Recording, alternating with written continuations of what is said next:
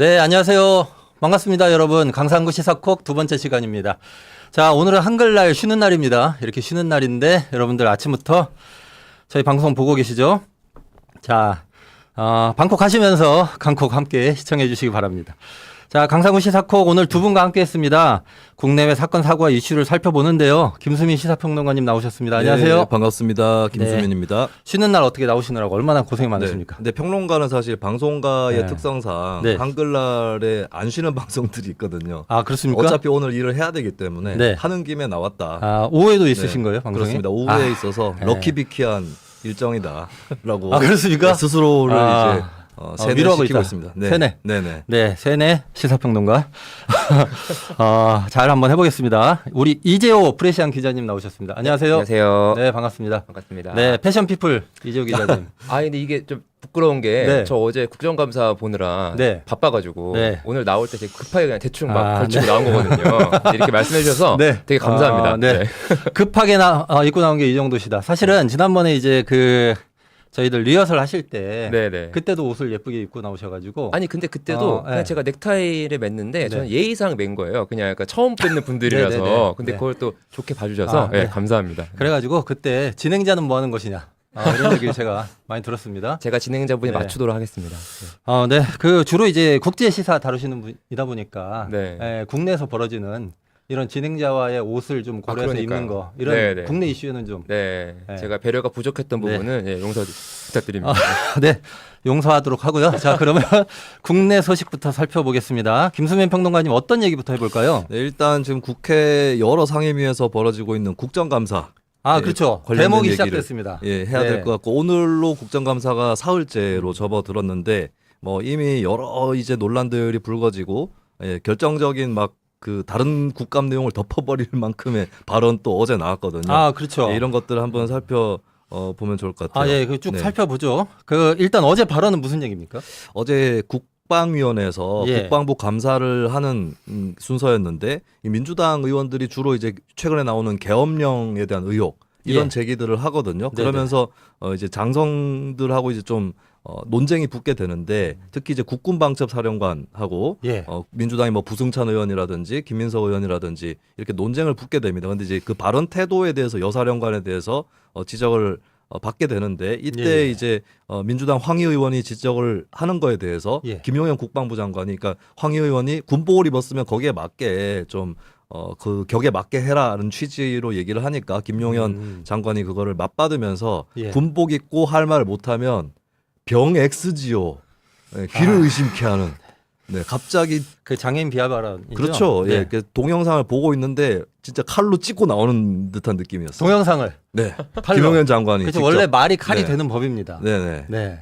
그래서 사실 김용현 장관이 좀 과격한 그런 모션을 취한 게 처음이 아닌 게 예, 예전에도 소위 얘기하는 입틀막 사건 예. 때 그때 이제 진보당 갑자기 성함이 생각이 안 나네요. 강 의원 의원님? 전주에 네네. 그렇죠. 그분이 이제 그때 항의를 하다 끌려 나가는데 네. 그때 유심히 보신 분들은 봤을 것 같은데 김용현 장관이 대통령 경호처장이었었잖아요. 예, 그랬죠. 근데 이게 무슨 동작인지 확실히는 모르겠는데 저는 슬램덩크인 줄 알았어요. 그렇습니까? 슬램덩크에 보면 파리채 블로킹이라고 네. 그거를 했단 네, 말이죠. 이렇게 막 치듯이 그러니까 예.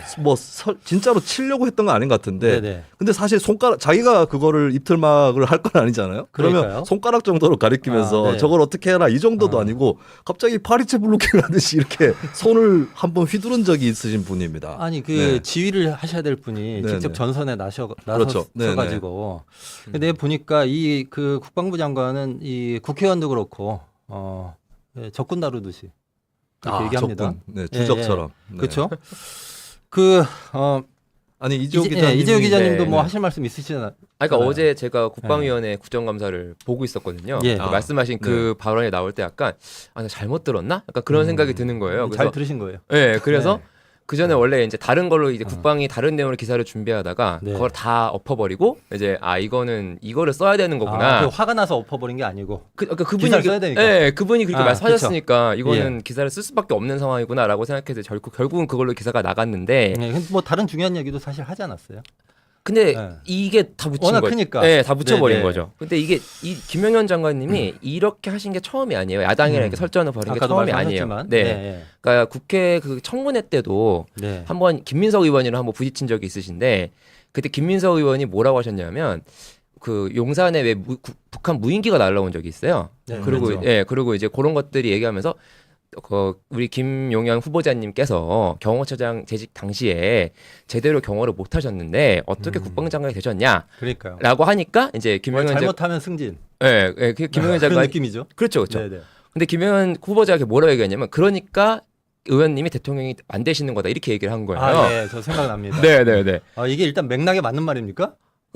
일단 어. 소위 그러니까 시차말로 매기는 거죠. 예. 그러니까요. 그렇죠.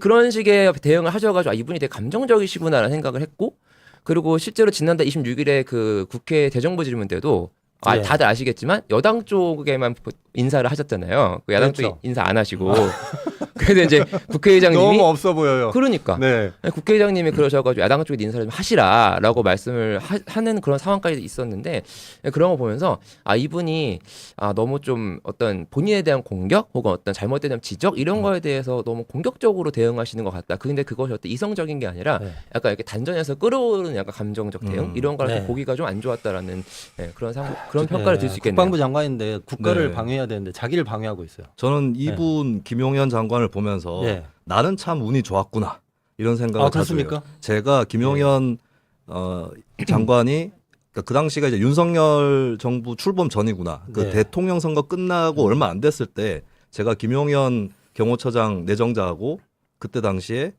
그 유튜브에 출연을 같이 한 적이 있었어요. 아, 그러셨어요? 네, 제가 큰일 날 출연하는 뻔했습니다. 유튜브에 그분이 이제 네. 게스트로 나오셨는데 파리채 공격 당할 근데 제가 뻔했는데. 그때 대통령실 이전을 그러니까 이전을 한다 치더라도 예. 예비비로 이렇게 이전해서는 안 된다라고 아. 굉장히 강하게 공격을 하셨군요. 반대를 하고 이제 어. 그 고정 패널이 이제 친윤 패널인 네, 장해찬 평론가 당시 아, 평론가 네. 하랑 저랑 설전을 막 벌여요. 근데 김용현 처장이 다행히도 설전 전쟁은 못 참죠. 김용현 처장이 다행히도 네. 이제 게스트기 때문에 네네. 그냥 벙쪄 계시더라고요. 아. 그래서 직접적으로 욕을 먹지는 않았습니다. 아, 예, 후에 돌아보면 그때 욕을 안 먹은 것이 네, 파리채 블로킹이 안 나온 그러니까요. 것이 정말 다행이다. 우리 나는 김용현, 정말 네, 운이 국방부 좋았다 이런 장관의, 생각을 합니다.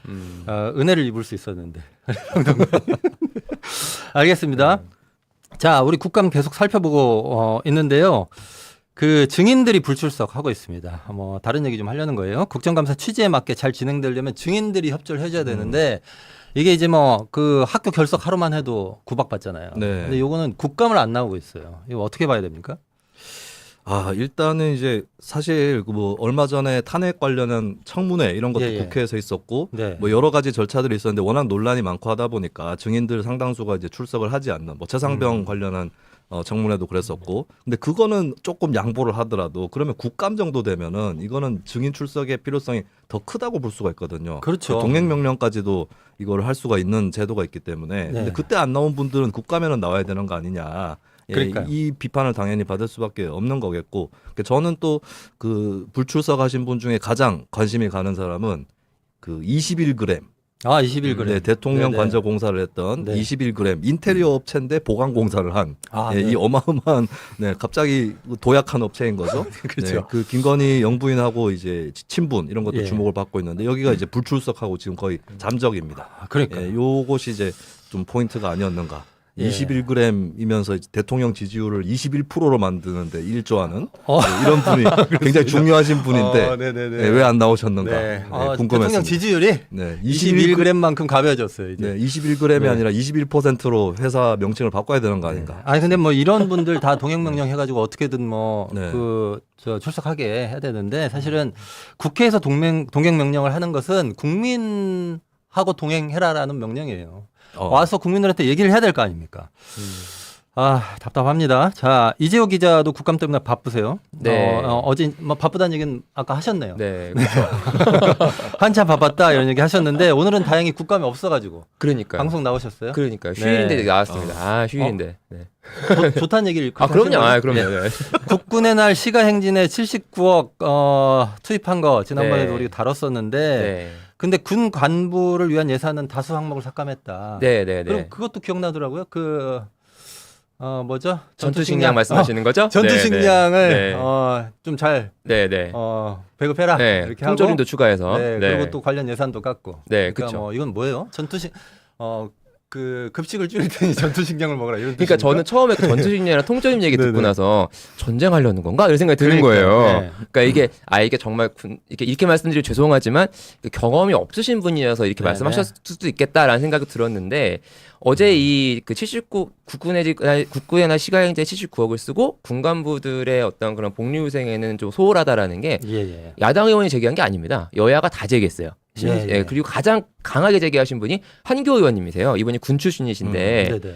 이분이 이제 굉장히 격양돼서 말씀하셨는데 왜 그랬냐면 실제로 국방부에서 그 간부 복무 여건 개선을 추진하겠다면서 그 16개 항목을 보고했대요. 예. 근데 그 중에 시간의 수당 하나 빼고 나머지 15개 항목은 전부 다 예산이 정지거나 혹은 줄었다는 거예요. 아, 네. 예. 근데 문제는 뭐냐면 이거 뭐 다 아시겠지만 어쨌든 정부 부처에서 예산을 이제 확보를 하려면 국회에 가가지고 우리 이런 거 필요하다고 이야기를 하시잖아요. 예. 근데 한교 의원은 한 번도 국방부가 자기들 찾아온 적이 없다는 거예요. 아. 이 예산을 따기 위해서. 아. 그럼 대체 국방부가 의지가 있냐 이게 라는 얘기를 하셨는데 또한 그런 얘기를 하시면서 구체적으로 예를 들은 게 전투기 조종사 수당 7억 원 삭감부터 시작해서 단기 보무 장려사 130억 삭감. 그러니까 굉장히 많은 부분에 삭감이 일어났고 예. 항모 아니 이게 주로 이 사람에 대한 그렇죠. 예산입니까? 그렇죠. 그러니까 저는 처음에 국방 예산 줄인다 뭐 이래가지고 이 네. 평화를 위한 노력이 것인가? 평화군축. 평화 군축인가? 군축. 네. 아니 군축은 뭐 전 정부도 안 했으니까요. 네. 어쨌든 근데 그쵸. 그렇죠. 주로 이제 죄송합니다. 주로 이제 사람한테 들어가는 수당이었단 말이죠. 목이 메이시는 거죠 지금? 네. 거의 일하는 사람들한테 이렇게 제가 그거 어제 가지고. 늦게까지 보느라 감기가 약간 걸려가지고 아, 그래서 아. 여러 가지 지원금들이 삭감이 됐는데 또 하나 중요한 포인트를 짚었어요. 한 의원이 육아휴직 사용 얘기도 했는데 국방부 공무원들이 육아휴직이 평균 13개월 했다. 근데 네네. 육군은 6개월, 예. 공군은 8개월, 해군은 7개월, 해병대는 6개월이다. 예. 이거 국방부가 대체 군인들이 뭘 한 거냐? 국방부 공무원들을 다 챙기고 정작 현장에 있는 군인들은 육아휴직도 못 챙긴다. 아 국방부 공무원들은 육아휴직을 많이 챙기니까 이게 평균이 13개월 나온 거예요? 그렇죠. 예. 네, 그렇죠. 근데 다른 데는 어쨌든 그만큼 챙기지 못한다는 거죠. 이유는 인력이 없으니까. 그러니까 누가 빠지면 보충을 인력이 해줘야 없으니까. 되는데 아. 그 인력이 보충이 실제로 제가 직업군은 아니지만 학사장교 출신인데 예. 근데 이 부사관들은 정말 바쁩니다. 그러니까 네네. 왜냐하면 특히 제가 해군이라고 그런지 모르겠지만 해군 네네. 부사관이 굉장히 업무가 많아요. 네네. 그런 사람들이 어쨌든 빠지기 어렵단 말이죠. 육아휴직이라는 그렇죠. 게. 그거 제가 근무했을 때 무려 한 10년 전이니까 더 아무튼 그런데 그런 상황에서 실제로 군 간부들을 위한 어떤 복리후생은 점점 줄어들고 있는 거고 네네. 또 한의원 때 얘기했던 게 뭐냐면 병사들 생활관을 뭐 2인실, 4인실로 뭐 이렇게 뭐 개선한대요. 근데 네네. 그거는 병사들은 하는데 군 간부들을 위한 수소는 안 한다는 거예요. 그러니까 어떤 이런 식으로 계속 이야기를 하면서 예. 그러니까 결론적으로는 군 초급 간부들을 위한 어떤 국가 예산 지원이라거나 이런 것들은 별로 없는데 이러면 어떻게 뭐 국민 그 전투 의지가 살 수 있겠냐라는 얘기를 했고 또 하나 중요한 포인트는 그 조선일보 기자 출신에서 유용원 국민의 의원이 계세요. 예. 비례대표 출신 이분이 예, 또 무슨 말씀하셨어요? 이분도 이제 예산 문제를 얘기하셨는데 예. 이렇게 얘기했어요. 아니 어떻게 자를 게 없어서 소대장 지휘활동비를 자르냐. 아. 이거는 벼룩에 간 빼먹는 거다. 국민의힘 네, 그렇죠. 국민의힘입니다. 네, 참다. 네, 그렇죠. 네. 네. 그러니까 이런 부분들을 보면, 그러니까 어쨌든 국방부에서 너무 의지가 없었던 거 아니냐. 이 실제로, 그러니까 뭐 예산 긴축 기조도 있었겠지만 예. 그렇다고 하더라도 어디에 줄일 건지 선택할 수 있는 문제잖아요. 네네. 그거를 너무 뭐라고 하지? 초급 간부들이라거나 어떤 말단 간부들이 계속 피해를 받는, 그러니까 좀 손해를 감수하는 그런 방향으로 예산이 짜지는 것 같아서 그런 부분들을 지적하신 것 같습니다. 아 예. 알겠습니다. 저는 이게- 이번에 급식 단가하고 이게 동결이 그래요. 됐잖아요. 네. 병사하고 그 간식비는 삭감이 됐다라고 하는데 그렇죠. 이거는 사실 대선 때 예고가 됐던 거예요. 예. 윤석열 대통령이 대선 때 뭐라고 말씀하셨는가? 없는 사람은 부정식품이라도 먹어야 됩니다. 아 지금 네. 그 부정식품 그거 아닌가, 하신 거예요? 결국에. 성대모사? 그렇습니다. 아 네. 제가 보기엔 상당히 비슷합니다. 아 제가 1호예요. 뭐 최고는 아닐지라도 네. 윤석열 대통령이 검찰총장 후보자일 때 그때 맨 처음 성대모사를 했다. 예, 1호로 했어요. 전 세계에서. 그렇죠. 아 우주에서. 대단합니다. 우주에서 네, 1호일 우주에서. 겁니다. 네. 최초가 중요하죠. 선점효과 중요하고. 그렇죠. 예. 1호는 바뀌지 않아요. 아, 그쵸. 아니 그래서 이러면 그러면 경신되지 않습니다. 아니 그러면 네. 드디어 윤석열 대통령이 공약을 지킨 거예요? 그렇죠. 공약을 와, 이행하기 이거 시작한 대단합니다. 거죠. 네, 부정식품. 공약을 네. 이행하더니. 꼭 그런 것만 이행을. 그러니까요. 아니 근데 딴 거 몰라도 이 간식비 줄이고 이러면 마음 상하는 거 아니에요? 아 그렇죠. 그리고 네 일단 의식주라고 우리가 표현하지 않습니까? 아, 네. 그렇죠. 식비부터 이렇게 물가는 오르는데 급식비는 동결이다. 이거는 아니, 이게 뭐 북- 실질적인 삭감이죠. 그러니까요. 아니 그 북한하고의 관계는 점점 그 경색되게 하는데 중요한 네. 역할을 하면서 하면서 국방부의 네네. 초급 간부들 병사들한테는 네. 들어간 돈을 줄여요. 그쵸. 그럼 뭐죠? 정신력으로 싸워라. 아 80년대 스타일. 그리고 윤석열 또 대통령 80년대 스타일. 맞아요. 네, 그것도 네. 그리고 또 더 이게 문제가 됐던 게 뭐냐면 병사 네. 월급을 또 올리셨어요. 그것도 공약을 지키신 네, 건데 네. 근데 이게 병사 월급, 그러니까 소위 말하는 징병제로 징병되는 병들의 월급이 오르면 네. 간부들의 월급도 같이 따라 올라가는 게 맞습니다. 근데 네, 그게 네, 네. 이루어지지 않기 때문에 역전현상까지 나오는 경우가 종종 생길 수 있거든요. 예를 들면 네. 뭐 병장과 그다음에 뭐 말단하사 뭐 이런 경우는 역전이 생길 수도 있고 이런 문제도 사실 어떻게 보면 초급 간부들 입장에서는 굉장히 어떤 근무 의욕을 떨어뜨리는 그렇죠. 주요한 요인이 되는 거죠. 네. 안타깝습니다. 네. 강상구의 시사콕 저희는 지금 패션 피플 이재호 기자님과 우주 1호 성대모사 김수미 평론가님과 함께하고 있습니다. 자,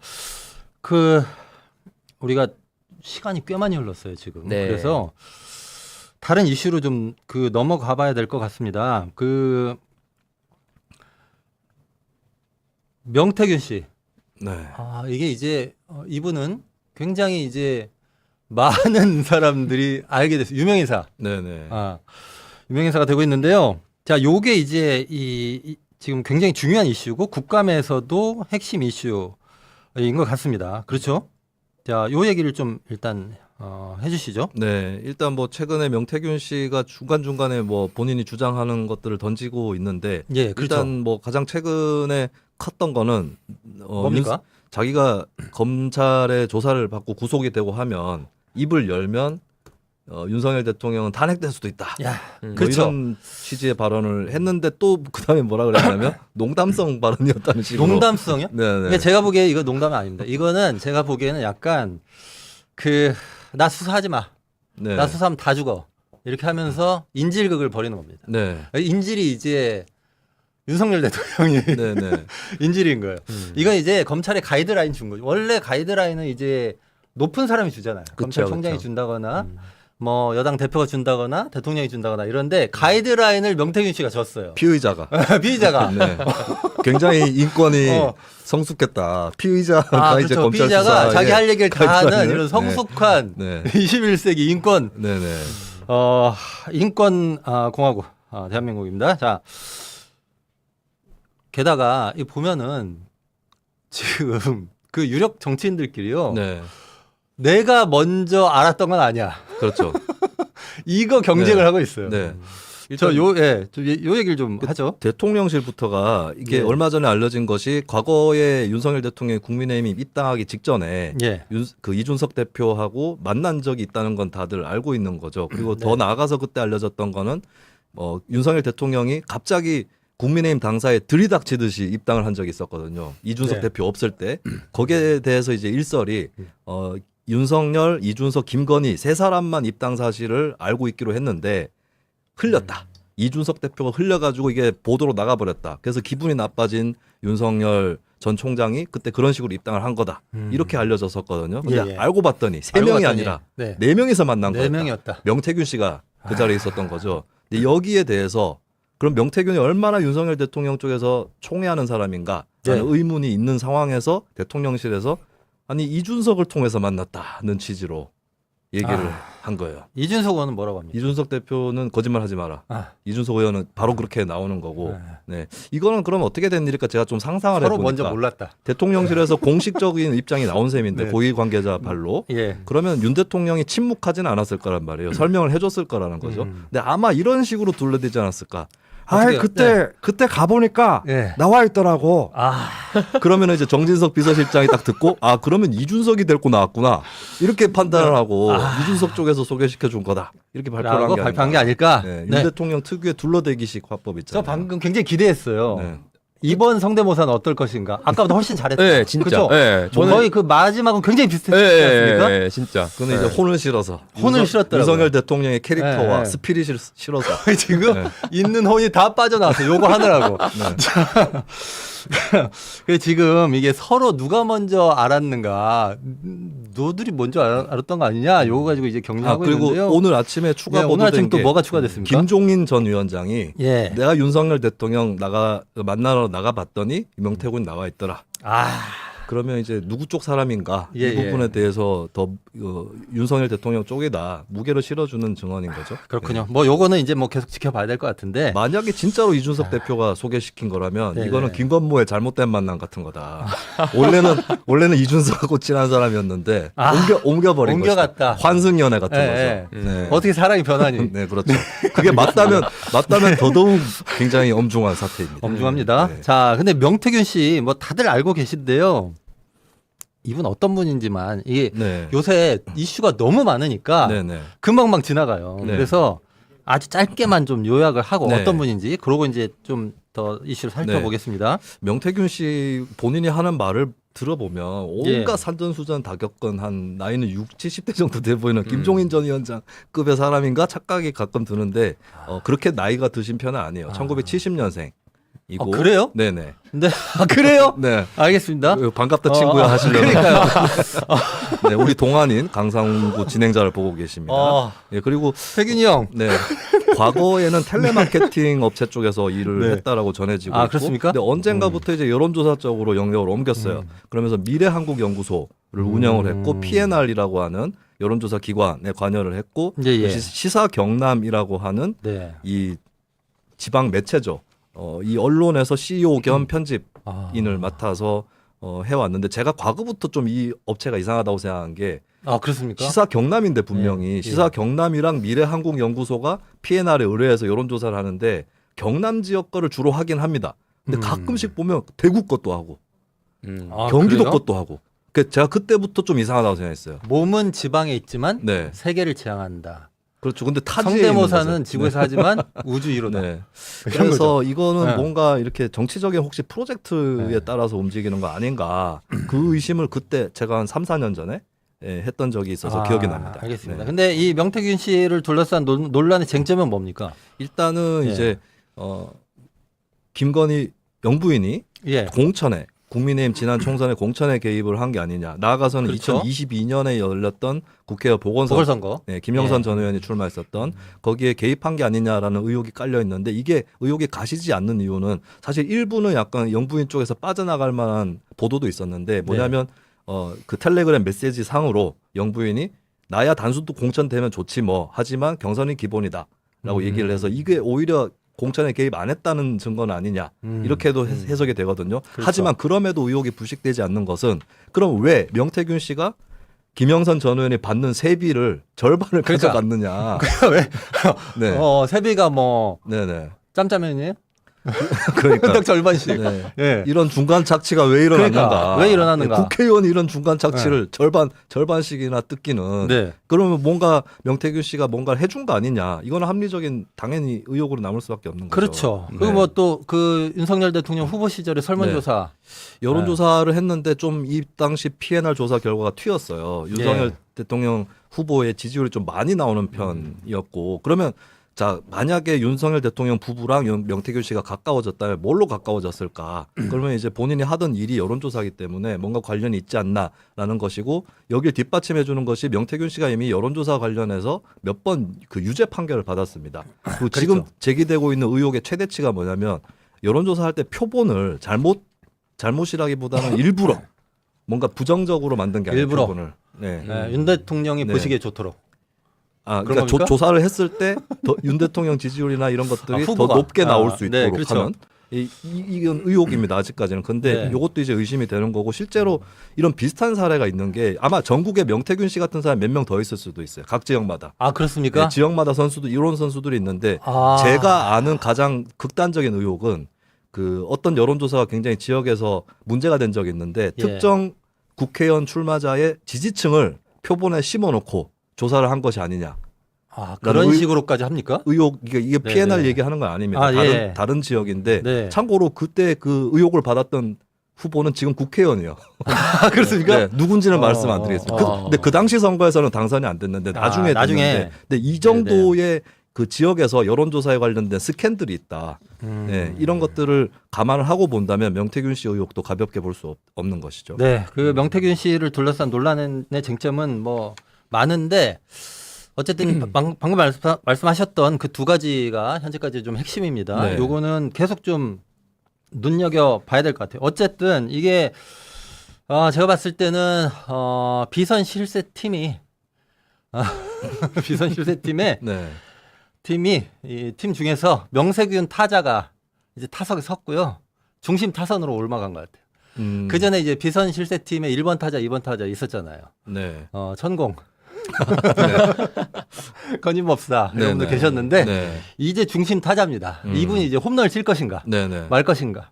네. 윤석열 정부가 업그레이드된 느낌인 게 예. 이 점수린, 역수린이 자꾸 뜨다가 이제 그래도 통계를 그렇죠. 만드는 사람이니까 통계를 조금 과학적으로 만져요. 바뀐 게 아닌가. 그렇죠. 그리고 이게 네, 명태균 조금 씨가 과학적으로 된것 보면은 같아요. 네. 타율도 좋고요. 네네. 주류 플레이에도 능해요. 아. 네, 그러니까 네. 언론에 막 인터뷰하고 뭐 치고 빠지고 하는 거 보세요. 그러니까요. 막 훔쳐. 훔치고 2루 3루를 막 훔치고요. 그래서 이제 김영선 의원 세비도 네. 훔쳤다. 자, 조만간 50 클럽에 가입하잖아요. 대단한 분입니다. 네. 5탄이를 능가하는 겁니까? 그렇죠. 네. 한국 4탄이 정치가 정도 되는 거죠. 4탄이. 네. 5급에서 4급으로. 4탄이. 더 올라가면 2탄이 정도 됩니까? 잠깐만요. 네, 죄송합니다. 그럴 수는 아, 없습니다. 네. 자, 한글날이라서 자, 이해해 주십시오. 우리가 한글을 활용한 개그. 잠깐만. 요거는 선을 넘었다. 네, 네. 이탄희 의원님 죄송합니다. 네. 진심으로 사과드린다 말씀드리고요. 자, 김영선 전 의원 회기 책임자였던 강혜정 씨. 이분 또 언론 인터뷰 하셨죠. 네. 유튜브 언론. 예. 이분 말에 의하면 명태균 씨가 뛰어난 정치 전략가다. 라고 하더라고요. 맞습니까? 그 이분 말은 상당히 신빙성이 있고 내부자의 예. 증언이라서. 예. 근데 글쎄요, 그 굉장히 무명인 사람이었던 건데 명태균 씨가. 근데 그 그쵸? 정도까지 인정을 받았다고 했을 때 이게 좋은 의미인지 나쁜 의미인지 모르겠지만 예. 능력은 어떤 능력이든 있는 건 아닌가. 네네. 그 생각은 분명히 들기는 해요. 네, 네. 알겠습니다. 그렇죠. 우리가 또 명태균 씨의 능력에 대해서는 아까 또 얘기했잖아요. 네.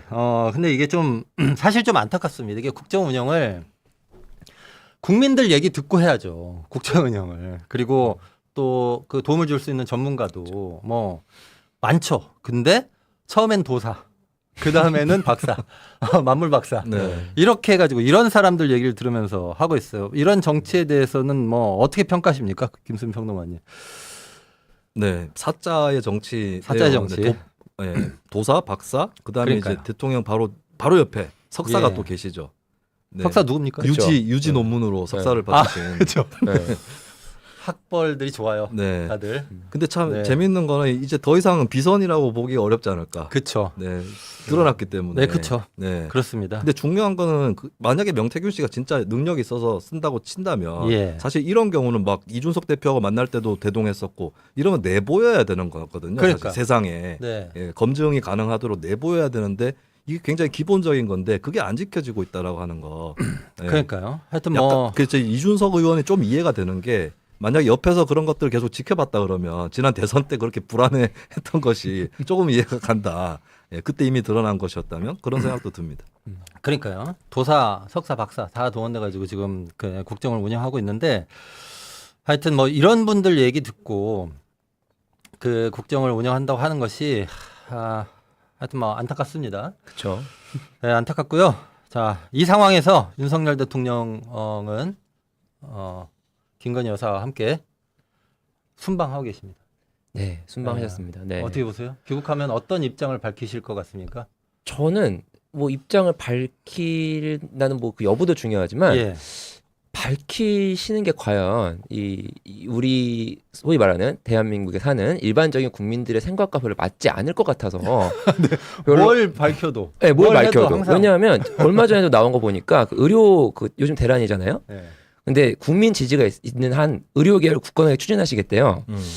거기 기사의 댓글이 뭐였냐면 예. 어느 국민이 지지하는지 모르겠다는 거죠. 그렇죠. 네, 그러니까 그런 걸 보면 아 이분이 생각하시는 지금 현재 한국 상황과 좀 우리가 생각하는 건 다르다. 그래서 그럼 뭐 순방하고 왔으니까 외국 상황을 반영해서 입장을 밝히는 겁니까? 그 외국 뭡니까? 상황을 반영하면 네. 더 문제 아닐까요? 그렇죠. 뭐 어떤 외국 상황을 반영하는 거예요? 필리핀, 이스라엘? 필리핀 다녀오신다니까. 이스라엘 헤즈볼라? 네. 네. 하여튼 뭐 김수민 평론가 네. 어떻게 보세요? 그 네. 아까 방금 그 발언은 아마 네. 여론조사의 일부만 본 것이 아닌가. 여론조사를 해보면은 이제 의대 증원 자체에 대해서는 아직까지 찬성 여론이 높거든요. 거기까지만 봤다. 예, 그렇죠. 아, 네. 그 다음 질문을 보면 의료 공백 사태 책임이 누가 더 큰가? 의료계가 아. 더 큰가? 정부가 더 큰가? 정부 쪽이 이기고 있어요. 그걸 안 네네. 본 게 아닌가. 그러니까 이게 이 네. 여론조사를 자기 마음에 드는 것만 보는 거예요. 네. 그러니까 이제 명태균 씨가 가져온 것도 그게 그러니까 마음에 드니까. 뒷페이지를 빼고 네. 가져간 게 아니라 다른 여론조사 안 보는 거죠. 네. 사실 이런 조사는 의대 증원에 찬성하는 국민도 정부가 잘못하고 있다라고 하는 거거든요. 결국에 조합을 해서 보면 그렇죠. 근데 그렇죠. 이제 일부만 보면은 이제 지지를 받고 있구나라고 네. 생각할 수 있는 거죠. 자, 알겠습니다. 자, 지금 10시 30분인데요. 우리 방송이 네. 10시 40분까지인데 네, 네. 1시간 해야 될 것 같습니다. 네, 저는 40분 자. 한다는 얘기를 처음 듣고 아, 그렇습니까? 그렇게 네. 안 될 거라고 예상을 그러면 국내 이슈 세 번째 거를 좀 다루고 우리가 네. 국외 이슈로 좀 넘어가도록 네, 네. 하겠습니다. 국내 이슈 세 번째인데요. 자, 세 번째 이슈는 다른 방송에서는 아직 안 다뤘어요. 저희는 이런 거 다룹니다. 자, 네, 네. 김수민 평론가가 글도 쓰셨는데 제목이 어마어마합니다. 손준성이 무죄라면 윤석열 직접 사주설에 힘이 실린다. 네. 자, 이게 지금 고발 사주 의혹, 그렇습니다. 예, 그거 좀 얘기하시는 건데 네. 그 좀 지금 벌어진 네. 상황이 있고 요거에 대해서 할 얘기가 있는 거잖아요. 네. 그렇죠? 근데 일단 고발 사주가 뭔지에 대해서 요즘은 하루가 다르게 뉴스가 그렇죠. 나오고 있기 때문에 네. 새 상품이 계속 출시되니까 네. 뭐 몇 달 전에 나온 상품 사람들이 잘 몰라 잊어버려요. 네. 네. 그러니까 그리고 요새 뭐 고발 사주뿐만 아니라 그전에 요즘 공격 사주, 공격 사주요? 네, 공격 사주 이렇게 얘기. 뭐 보도 사주도 있고. 김대남, 네. 네. 보도 사주. 네. 그 다음에 옛날에는 그냥 사주, 네. 정거 조작계. 이게 사주가 많아요. 그러니까 고발 사주가 뭔지를 좀 짧게 네. 줄거리를 얘기해 주시고 네. 시작하는 게 좋을 것 같습니다. 고발 사주 의혹이 터진 거는 벌써 3년이 네. 됐어요. 2021년 9월에 네, 그렇죠. 이게 언론에 보도가 아, 되면서 터진 네. 건데 거슬러 올라가면 이게 무슨 사건이냐? 예. 2020년 4월 총선을 앞두고 있었던 사건입니다. 예. 그 당시에 이제 한동훈 검사장에 대해서 채널 A하고 검언 유착을 한 게 아니냐라고 예. 하는 의혹이 불거졌고 이 부분은 이제 나중에 무혐의가 처리가 되긴 했는데 근데 그 다음에 무슨 일이 벌어졌냐면 그 나중에 확인된 바로 그러니까 그 미래통합당 국민의힘의 전신이죠. 이 관계자가 그 윤석열 대통령과 한동훈 검사장과 김건희 씨를 방어하는 그리고 의혹을 제기했던 사람들 뭐 예를 들어서 유시민 전 의원이라든지 예, 예. 뭐 최강욱 의원, 네. 황희석 뭐 열린민주당 최고위원 이런 사람들을 이제 고발하는 아. 고발장을 받게 돼요. 네. 근데 아마 그 사람이 결국 이제 그 미래통합당의 조성은 씨인데 예, 예. 조성은 씨 같은 경우는 결국 제보자가 되는 거죠. 근데 예, 예. 처음에 받을 때만 해도 누구한테 받았냐? 누구한테 받았습니까? 김웅 의원한테 받은 거예요. 김웅원한테. 근데 그 텔레그램을 보면 손준성 보냄이라고 적혀 그러니까 있습니다. 김웅 의원이 또 네. 손준성 그러니까 이것은 검사장한테 받은 손준성 검사가 최초의 전송자다라고 거죠. 예. 하는 거죠. 분명한 예. 거는. 예. 근데 왜 고발장을 그게 어디 접수된 고발장도 아니고 현실에 아직 나타나지 않은 고발장인데 그거를 검사가 전송을 했다는 거죠. 예. 그리고 그 고발장에 첨부된 것이 판결문인데 예. 이 판결문은 이제 제보자 X라고 하는 검언 네네. 유착 의혹을 제기했던 그 사람의 과거 사기 전과에 대한 판결문이었어요. 예, 이게 예. 민감 정보입니다. 네네. 예, 보통 사람이 받을 수 없는 판결문이거든요. 그런 걸 막 보내요. 예, 그렇죠. 이걸 텔레그램으로? 보냈는데 어쨌든 간에 네. 최초로 보낸 사람은 손준성이다. 예. 손준성 나중에 알아보니까 언론 취재 결과 대검 수사정보정책관이라고 예예. 하는 현직 검사였던 것이고 네네. 예, 그렇다면은 이 고발장을 혹시 윤석열 대통령도 작성이라든지 전송에 관여한 거 관여한 아니냐. 것은 아닌가. 예, 이렇게 네. 해서 이제 윤석열 검찰의 고발사주 의혹이라고 불거진 것이죠. 그리고 그게 그렇죠. 고발장이 정당으로 전달이 된 것으로 보이기 때문에 이게 이제 검찰과 야당 간의 유착이 아니냐라고 하는 예, 예. 이것으로 처음에 이제 제기가 된 것입니다. 자, 근데 요 사건이 쭉 이어져 와가지고 네. 9월 6일 날 그러니까 1심은 있었고요 이미. 네, 그렇죠. 그리고 9월 6일 날 항소심 선고 기일이었는데 이게 11월 1일로 연기됐습니다. 네네. 왜 연기된 겁니까? 그리고 일단- 이게 누구를 상대로 한 네. 재판이에요? 손준성 검사만 일단 기소가 됐어요. 손준성 네, 검사. 나머지는 이제 김웅 김웅원 의원 같은 경우는 예. 난 손준성한테 받았다라는 근거가 없다. 그러니까 근거가 지금 없다? 텔레그램 특성상 예, 예. 만약에 손준성, 김웅 사이에 누군가 있었다고 한다면 그래도 손준성 보냄이라고 남거든요. 아 그렇습니까? 그럼 이제 김웅 의원 쪽에서 펴는 논리는 내가 손준성한테 받은 거 아니다. 아, 예, 이렇게 된 텔레그램 거죠. 덕을 보네요. 네, 그래서 어떻게 예. 흘러들어왔는지 나도 모르겠다. 예예. 이게 김웅 전 의원 입장이에요. 그래서 네네. 김웅 전 의원은 결국에 일단은 무혐의, 불기소가 된 상태고 윤석열 대통령 관여나 이것도 증거를 잡지 못했기 때문에 예. 뭐 없었을 수도 있는 것이고요. 그래서 이제 손준성 검사만 일단 기소가 됐어요. 그래서 1심 판결까지 나왔는데 1심 판결에서 공직선거법 위반 부분은 무죄가 나왔습니다. 예. 왜냐하면은 이게 전달이 돼가지고 선거에 영향을 안 끼쳤다라고 하는 결론이었어요. 이 부분에 대해서도 물론 이론의 여지가 있을 수 있는데 무죄가 나왔고 다만 유죄가 나온 것은 예, 그거 공무상 비밀 누출. 예. 비밀 유출, 공무상 비밀을 유출한 거다. 판결문 예, 예, 같은 예, 경우에. 예. 그리고 개인정보보호법 위반. 네. 그래서 징역 1년이 나왔어요. 징역 1년이요. 그런데 2심 재판에서 조금 이상 기류가 생긴 것이 예, 그 뭡니까? 손준성 검사가 그동안 계속해서 막 마치 개드립과 같은 수준의 그 반박들을 해왔던 게 처음에 뭐라 그랬냐면 네, 드립을 어떻게 했길래? 반송설, 반송했다. 반송설? 나는 반송한 것이다. 근데 반송했는데 왜 반송해요? 손준성 보냄이라고 뜹니까? 예. 그리고 온라인에서 반송이 무슨 의미가 있습니까? 우편물로 받은 것도 아니고. 네. 네. 그래서 반송설은 기각이 되는 거고. 반송 그럼 뭐 누가 보냈다는 거예요? 그러니까 누가 보냈는데 보낸 걸 자기가 반송했다. 그렇죠. 근데 손준성 네. 보냄이라고 안 남아요. 그런 네. 경우는. 그리고 반송을 했는데 왜 조성원 씨한테 반송해요? 그러니까요. 네. 그리고 이제 해킹설 또 나왔던 것 같아요. 해킹설이요? 내가 안 보냈다. 아. 해킹 당했을 수도 있다. 그래서 아까 이제 네. 개드립이라고. 네네. 네. 그러다가 결국에 2심 재판에서 본격적으로 나온 설이 예. 윗선에 보고했을 수도 있다. 이건 누가 얘기한 겁니까? 손준성 검사가. 본인이 네. 보고했을 수도 있다. 네. 윗선에 보고 이거 왜 왜 이 얘기를 한 거예요? 윗선에 보고한 거면 네. 공무상 비밀 유출이나 개인정보보호법 위반이 아니다. 아니다. 네. 네. 근데 이게 아니 내부에서 한 거니까. 그렇죠. 네. 검찰 밖으로 검- 자기가 유출시킨 건 아니다라는 취지인 거죠. 네. 근데 문제는 이제 여기에 대해서 뭐 구체적으로 뒷받침하는 게 없어요. 뭐 만약에 진짜 보고를 한 거라면 예. 뭐 경위라든지 과정, 내용 이런 것들 설명해 줘야 되는데 그런 거 없이. 예 그런 건 없습니다. 아니 그럼 그러니까 윗선에 거의 보고를 했는데 왜 조성원 씨한테 보내요?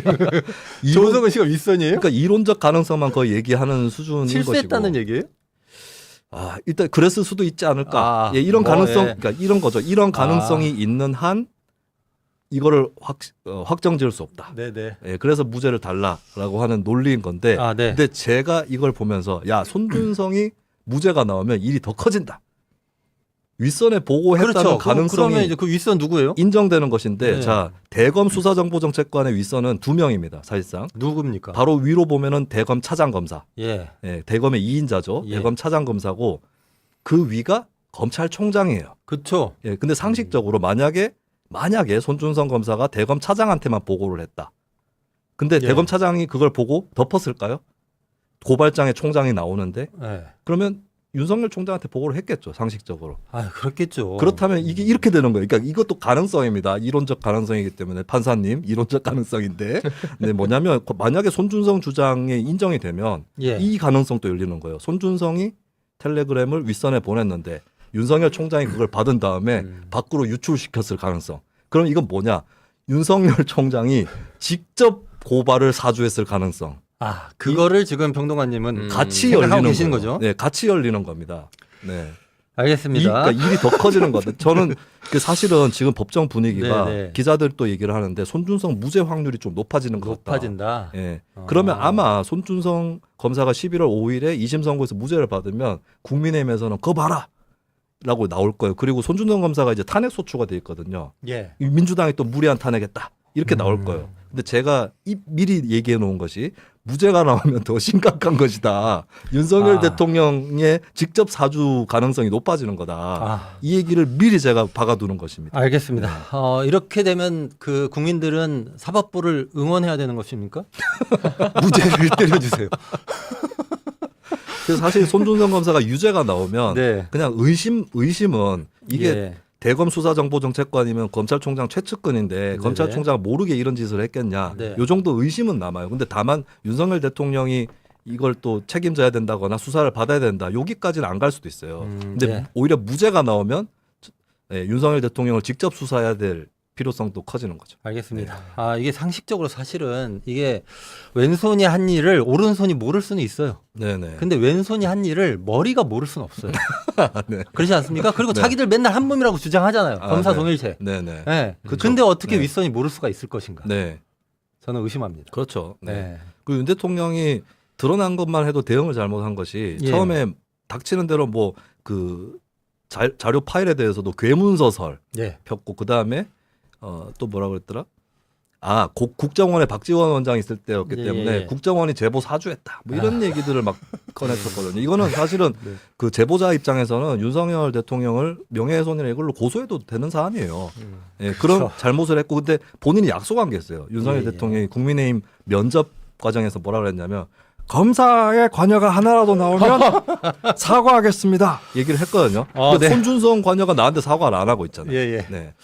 이게 알겠습니다. 손준성뿐만 아니라 판결문 검색에 이 그 수사관들과 여러 검사들이 집단적으로 검색을 했어요. 예, 예. 알겠습니다. 자, 여러분들은 지금 윤석열 대통령을 모시고 강남구 시사코 네. 진행하고 있는 것을 보고 계십니다. 깜짝 놀랐어요. 예. 옆에 앉아 계신 줄 알고. 아, 좀 딥페이크 요즘 한창 난리인데, 그러니까. 예, 진짜 깜짝 놀랐습니다. 네, 네. 변화하는 세상에 네. 이렇게 적응을 하시네요. 자, 국내 이슈는 여기까지 살펴보고요. 국외 이슈를 좀 다뤄보도록 하겠습니다. 저희가 국내 이슈 다루는데 40분이 흘렀습니다. 네, 워낙 일이 많아서요. 예, 그리고 네. 제가 원래 요즘 이제 유행하는 MBTI로 I예요, I. 아이고. 아이가 소문자신 것 같아요. 잘못 네, 그리고 이제 드시는 거 밥도 아니에요? 잘 안 먹고 와가지고 네네. 아, 힘들어요. 네. 힘들어서 40분 국내 이슈 다루니까 네. 이제 국외 이슈는 네. 힘차게 다룰 힘이 별로 없다. 아, 알겠습니다. 그리고 제가 그럼 국외 이슈는 사실 좀 이렇게 힘차게 다루기가 저희가 지금 북한 관련 이슈하고요. 그다음 가자 전쟁 1년 다룰 건데 네. 북한 관련 이슈는 어쨌든 좀 힘을 내서 약간 힘차게 다루고 네. 가자 지구 이슈는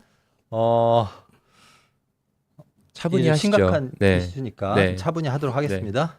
사실은 결코 힘이 빠져서 그런 건 아니다. 이해해 네. 주시고 손준성 그씨 관련 재판 분석은 저희 언론이 최초라는 걸 다시 한번 강조드리면서 국외 이슈로 넘어가도록 하겠습니다. 자, 이재호 기자가 준비하셨죠? 네. 첫 번째. 남한 공격 의사 전혀 없다. 이렇게 김정은 북한 국무위원장이 얘기했습니다. 네. 저는 이거 얘기 들으면서 일단 그럼 다행이네. 이런 생각을 했는데요. 자, 네. 어떻게 이게 그 어느 자리에서 그런 말 하신 겁니까? 예, 이게 국방종합대학이라는 곳이 있어요, 북한에. 예. 근데 이게 저도 좀 잘 몰랐는데 예. 그 양무진 북한대학원 대학교 총장님이 계십니다. 이제 그분이 이제 아. 분석하시기로 예. 그러니까 이 국방종합대학이 첨단 무기 개발을 하는 어떤 인재 양성 기관이래요. 예, 그러니까 소위 말하는 예. 핵미사일과 관련된 곳이었던 거죠. 첨단 무기 개발을 하는 사람들 예, 양성하는 그쵸, 거죠? 그쵸. 예, 네. 알겠습니다. 그런 곳이라서 그래서 네. 이제 가서 연설을 한 거다라고 말씀하셨고 이 연설의 내용은 이제 뭐 이 우리가 대한민국을 뭐 한국을 뭐 공격할 의사가 없다라고 이야기를 했는데 이게 그 연설 내용을 좀 보면 뭐 이렇게 예. 얘기를 해요. 그러니까 대한민국이 안전하게 사는 방법이 있대요. 그게 뭐냐면 자기들한테 군사력을 사용하지 않게 하면 된대. 예. 예, 그런 얘기를 하면서 이제 예. 우리가 먼저 공격할 의사가 없어 이런 식으로 이제 이야기를 한 겁니다. 네네.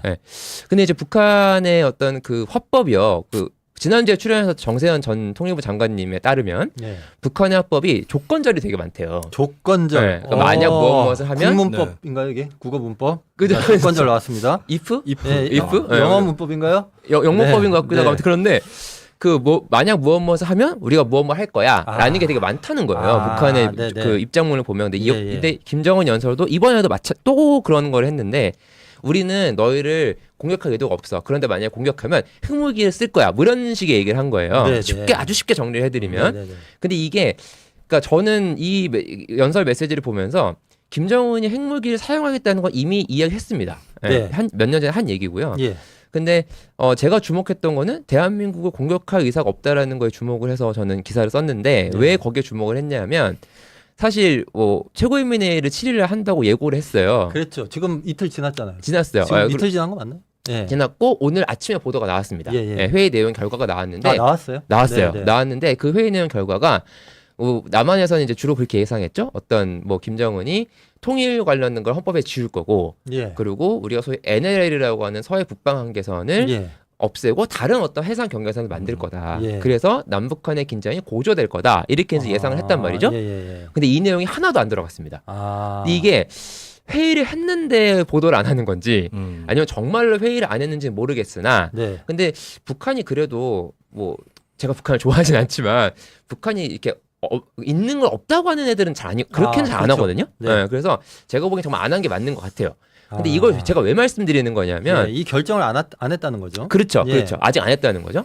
이 말씀을 드리는 이유가 북한이 아직 조금 망설이는 것 같아요. 김정은 그렇습니까? 연설가 네네. 이거를 같은 맥락으로 이어서 보자면 이 연설도 7일날 했거든요. 예. 7일날 했는데 그러면 그 얘기는 김정은이 최고위원회의 때 안 갔다는 뜻입니다.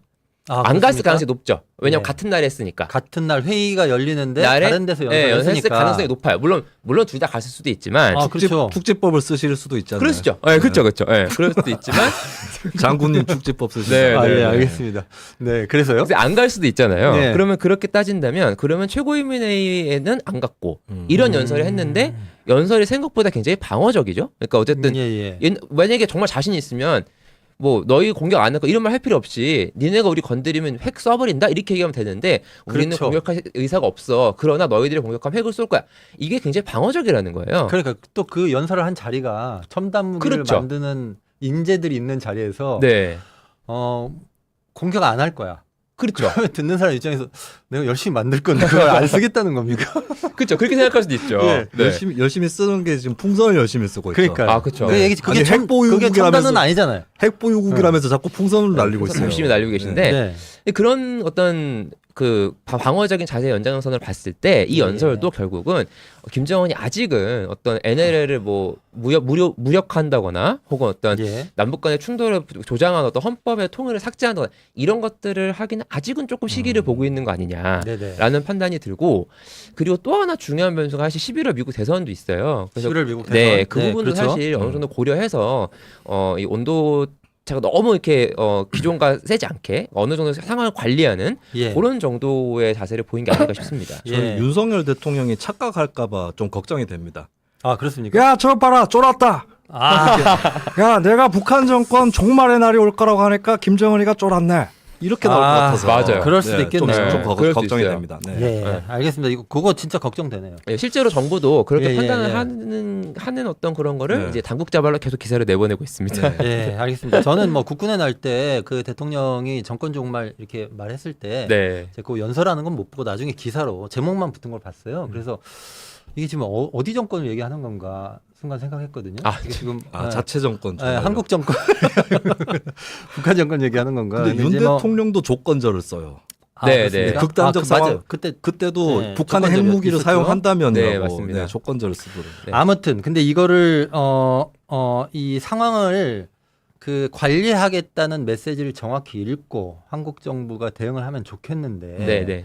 이걸 또 그 잘못 판단할까봐 걱정이 된다는 말씀을 하셨고 실제로 그런 생각이 듭니다. 네. 자 그런데 이 상황에서 우리가 이 지금 북한의 오물풍선이 계속 오고 있잖아요. 네. 예. 요 얘기를 좀 하면서 네. 정부가 이 오물풍선 등등을 포함한 이 남북관계 전반에 대해서 새로 들어온 메시지를 오판할 것이냐 그렇지 않을 것이냐에 대해서 힌트를 좀 더 얻을 수 있으면 좋겠다 이런 생각이 드는데요. 자, 오물풍선이 시도 때도 없이 계속 등장하고 있어요.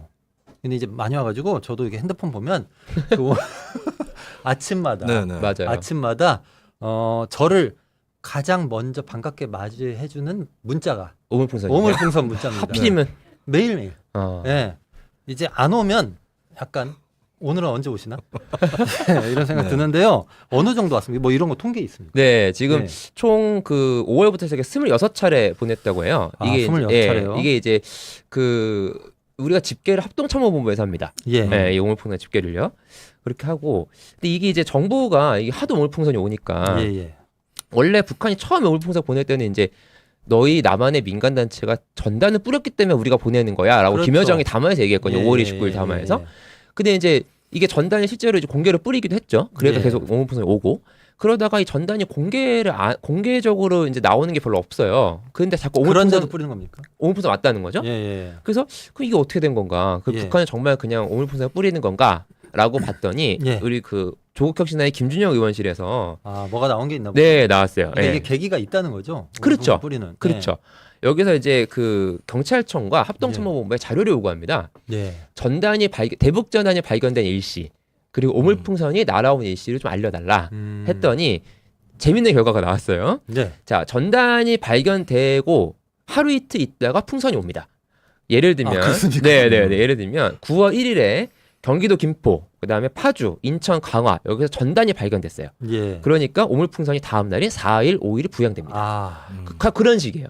근데 이제 통일부는 이거에서 뭐라고 이야기를 하고 있냐면 전단은 발견될 수 있다. 1일에 날린 게 아닐 수도 있다. 31일에 날릴 수도 있고 예. 30일에 날릴 수도 있고 그 전에 날린 게 전에 날린 게 발견될 수도 있다. 그렇죠. 그런 얘기죠. 근데 이것도 사실 김준영 의원 쪽에서 뭐라고 얘기하냐면 근데 이게 아무리 그렇다고 해도 그러면 이 전단이 발견된 시점과 오물풍선이 날린 시점이 어떻게 이렇게 계속 우연의 일치가 될 수가 있냐. 아. 한 20차례 정도가. 이건 말이 안 그게 된다. 다 그런 패턴, 어떤 패턴이라는 거죠. 그죠. 유형이 그렇다는 거죠. 예. 예.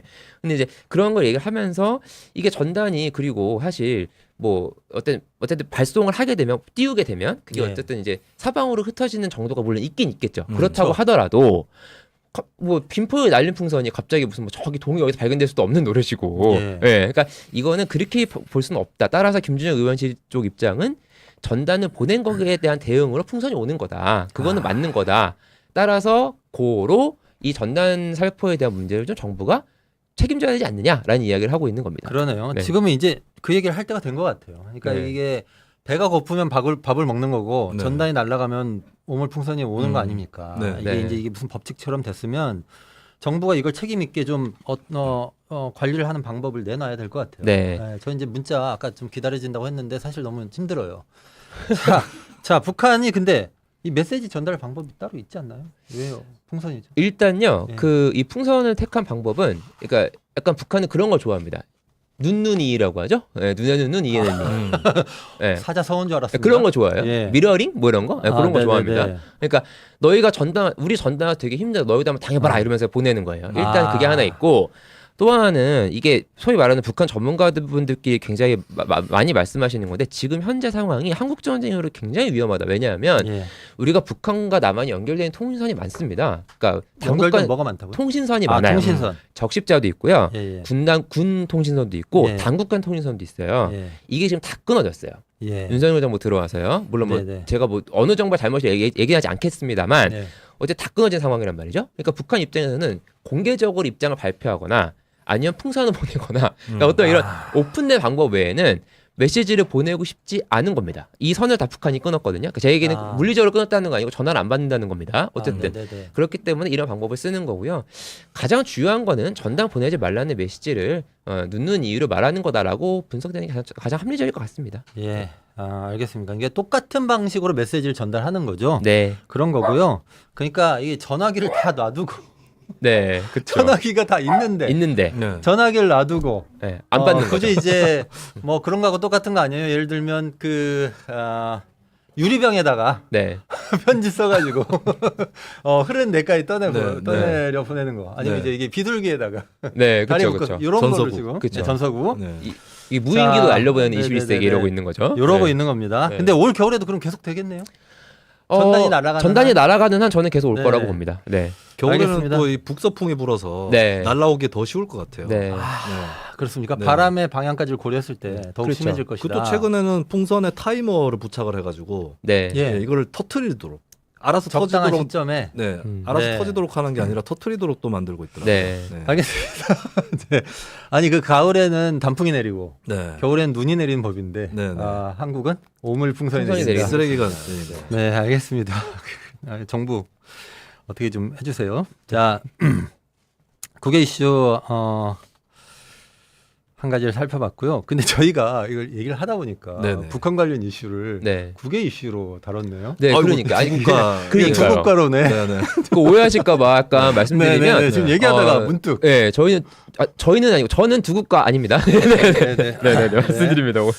근데 본인은 빠져나가시고 진행한 저만 이제. 두 국가론 관련해서 저만 최근에 계속 네네. 제기하는 문제. 아무도 저를 따라하지 않고 저 그렇습니까? 혼자 외롭게 제기하는 문제가. 아까 그 문제 말고 또 손준성 그- 문제 말고 또. 네네. 제가 작년 말에 유심히 살펴본 게 있었는데 예. 윤석열 대통령이 계속 북한을 가리켜서 연달아서 나라라고 표현을 했었어요. 아. 민주평통 전체 회의에서도 북한을 비판하면서 이런 나라입니다. 예, 계속 나라라고 표현을 했고 그리고 이게 우연이 아닌 게 국방부에서 나왔던 그 교재 같은 거 있잖아요. 거기에 보면 최악의 국가라는 표현이 나옵니다. 윤석열 정부 국방부가 북한을 국가라고 지칭을 인정하는 거죠. 했었다. 그래서 음. 제가 의심하는 게 윤석열 대통령이 지금 통일론을 던졌잖아요. 네. 근데 그게 사실 장사용이다. 왜냐하면 음. 두 국가론을 윤석열 대통령이 얘기할 수도 있었다. 음. 예. 윤석열 대통령이 두 국가론 얘기하려고 하는데 김정은이 얘기해버린 거예요. 따라하면 안 되니까 틀어버린 거 아닌가 그냥. 아. 예. 근데 이걸 가지고 그렇게 이거 색깔 공세까지 하면서 싸울 일인가? 자기도 두 국가론 문턱까지 갔으면서. 예예. 예, 그 얘기예요. 네. 예. 알겠습니다. 아.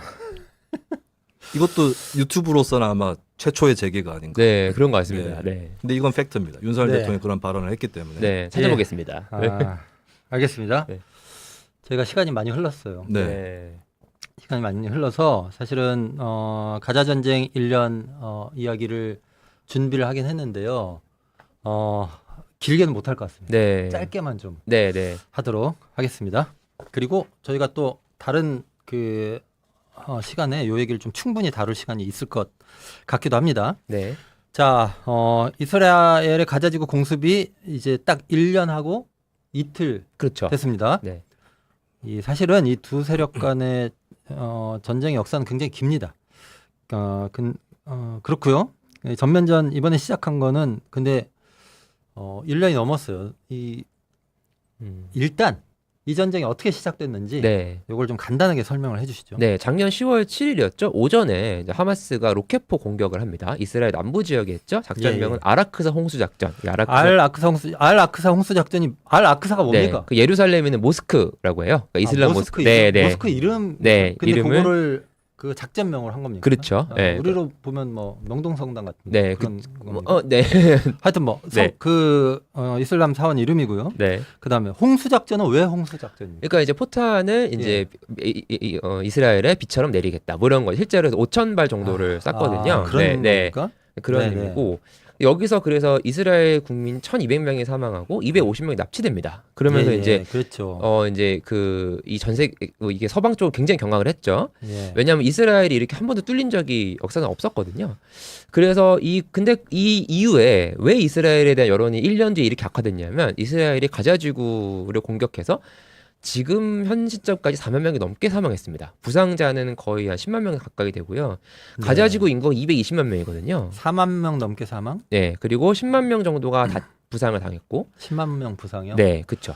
인구가 220만 명이에요. 220만 명. 그러면 50명 중 한 명이 사망했다는 뜻이니까 거의 다를 바가 없죠. 그러니까 굉장히 많이 사망을 한 굉장히 거죠. 심각하네요. 네, 아. 그리고 이 중에 60%가 여성과 어린이 고령자로 추정이 몇 됩니다. 프로가 60%가 60%가 여성과 어린이 고령화로 직접 고령자로. 전쟁에 나서는 사람이 아닌 그렇죠. 사람들이 네, 절반이 넘는 숫자가 그렇죠. 사망한 거죠. 네, 영세인 사망자도 엄청 많더라고요. 네, 영세 사망자. 네네. 그래서 사망자를 아. 연령별로 분류해서 쫙 이렇게 출력을 하면 앞에 예. 한참을 넘겨야 된대요. 영세. 네. 그렇습니까? 네네.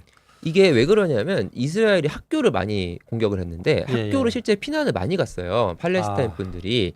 근데 이스라엘이 학교를 공격하는 이유는 거기에 하마스 대원들이 숨어 있다는 이유로 학교를 공격을 하는데 아니 그래도 학교를 공격하는 거 네, 아니지 그렇죠. 않아요? 그렇죠. 예. 그래서 심지어 유엔이 운영하고 있는 학교도 공격하고 막 이럽니다. 그리고 공격하는 대상도 병원 뭐 이런 식이에요. 그러니까 예. 이런 공격하는 명분은 다 여기에 하마스 대원이 숨어 들어가 있다는 이유로 공격을 한 거죠. 예, 예. 그래서 말씀하신 대로 그렇게 0세, 1세 어린이도 굉장히 많고 심지어 임산부 사망도 굉장히 많고 예. 어떤 민간인의 피해가 커질 수밖에 없었고요. 여기에다가 물론 이스라엘도 인명 손실이 있긴 했습니다. 예, 아까 예. 1,000여 명 사망한 거 이외에도 이스라엘군 병사, 뭐 예비군 뭐 이렇게 포함해가지고 한 728명이 죽었다고 로이터 통신에서 보도를 했거든요. 예, 예. 근데 뭐 이 수는 뭐 가자지구 사망자에 비해서는 굉장히 적은 수긴 하죠. 어쨌든 이스라엘과 팔레스타인 모두 다 양쪽에 계속 네네. 무고한 피해자가 나오고 있는 상황입니다. 이게 뭐 실제로 이 엄청나게 많은 피해자들이 지금 양산되고 있습니다. 네. 이 21세기 최대 학살 전쟁이다 이렇게 말해도 틀린 말 아닌 것 네. 같은데요. 그 또 무기도 굉장히 다양해요. 그렇죠. 예, 뭐 우리가 전쟁 뉴스 얘기할 때 무기를 뭐 멋진 일처럼 소개하는 건 안 좋은데 네. 이게 이제 워낙에 뭐 그 전에 듣도 보도 못한 무기까지 나왔어요. 네. 무선 호출기 삐삐 폭탄? 그렇죠. 이게 레바논의 헤즈볼라 세력을 이제 이스라엘이 예. 공격을 하기 위해서 만든 거죠. 네. 예. 요 얘기를 좀 해주시죠. 네. 그래서 이게 사실 그러니까 굉장히 충격적인데 이것도 예, 예. 그러니까 무선호출기 장치에다가 이게 그 일종의 신호를 받으면 폭발하는 장치를 이스라엘에 심어둔 겁니다. 예. 근데 그거를 이제 헤즈볼라가 모르고 보급을 시킨 거죠. 아, 근데 이게 문제가- 그랬는데 그게 터졌다. 그렇죠. 근데 문제는 뭐냐면 헤즈볼라 대원만 갖고 있던 게 아니었어요. 그럼 또 누가 가지고 그냥 민간인도 가질 수 있었던 아 거죠. 이게 이제 퍼졌으니까. 퍼졌으니까. 그리고 헤즈볼라가 그냥 무슨 저 무장 세력이기도 네네네. 하지만 네네. 뭐 알고 보니까 네. 학교도 짓고 뭐 이렇게 해가지고 네 맞습니다. 네네. 또 이렇게 퍼져 네. 있는 사람들이잖아요. 네네 그러니까, 그렇죠. 예. 의회 진출도 한 정당이기도 그러니까. 하고요. 그러다 보니까 이제 이게 문제가 됐던 건데 그래서 민간인이 많이 죽었어요. 그래서 레바논 예. 같은 경우도 지금 그 이스라엘 공격으로 한 2,000명 정도 사망하고 10,000명 정도 부상을 당한 상황입니다. 예. 그래서 이런 식의 어떤 무기들이 많이 사용이 됐고 여기에다가 뭐 무인기 드론 뭐 이런 거는 이미 러시아 우크라이나에도 많이 사용됐기 때문에 그거는 여기도 똑같이 적용이 되는 거고요. 예, 예. 또 하나 중요한 포인트는 미국이 굉장히 이스라엘 무기를 많이 지원하고 있다는 포인트도 있어요. 얼마나 지원한 건지. 네, 그래서 이게 지금 그 브라운대라는 미국의 대학교에서 예. 전쟁 비용 프로젝트라는 보고서를 지난 7일에 이제 이제 이틀 공개가 전이네요. 됐는데, 공개가 최신 됐는데, 정보입니다. 네, 그렇습니다. 음.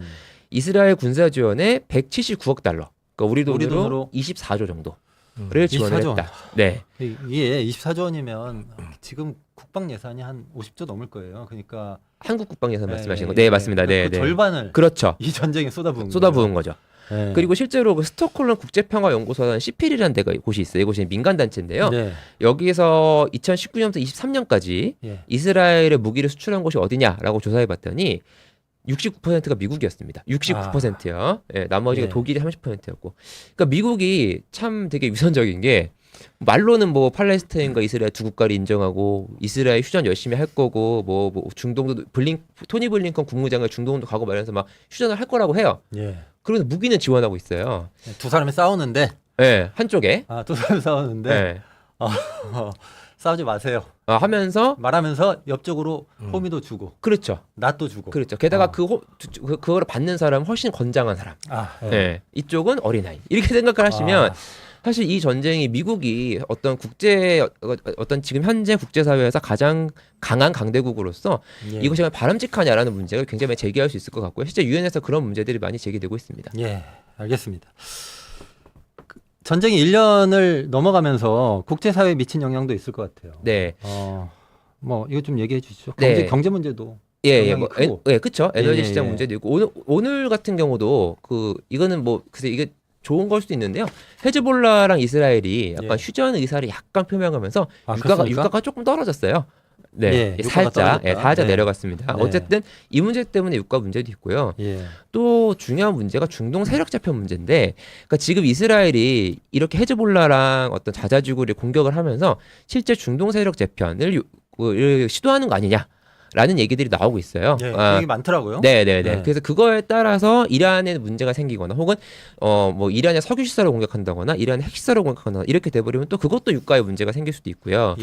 그래서 그런 어떤 그런 여러 가지 문제들 때문에 사실 뭐 글로벌 공급망 문제가 당연히 있는 거고요.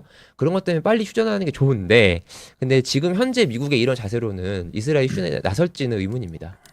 예, 알겠습니다. 전쟁이 1년이 이제 넘어가고 있고, 세계 경제 그리고 각종 외교 문제, 난민 문제 영향을 미치는 게 한두 가지가 아니고요.